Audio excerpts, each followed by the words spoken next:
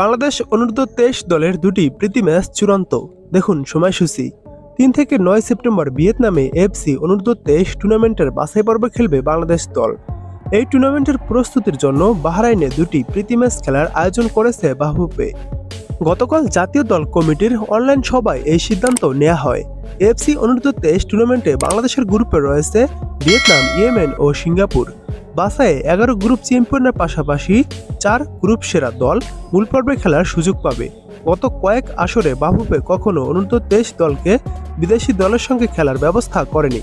এবার অনূর্ধ্ব-23 টুর্নামেন্টকে বেশ গুরুত্ব দিয়েছে তারা। বাংলাদেশ ফুটবল ফেডারেশন চীন ও বাহরাইনের সঙ্গে এ নিয়ে কাজ শুরু করেছিল। চীনের সঙ্গে বাফুফের সময়সূচি না মেলায় বাহরাইন অনূর্ধ্ব-23 দলের সঙ্গে ১৮ ও ২২ আগস্ট দুটি প্রীতি ম্যাচ খেলার সিদ্ধান্ত নেওয়া হয়।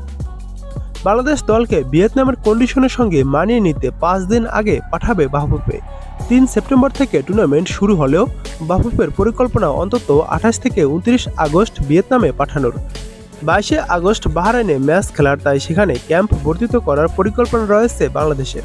বাহরাইনে আমাদের ক্যাম্পটা ৪-৫ দিন বেশি হলে সেখান থেকে দল সরাসরি ভিয়েতনামে যেতে পারে। এসব কথা বলেন জাতীয় দল কমিটির সদস্য ইকবাল হোসেন।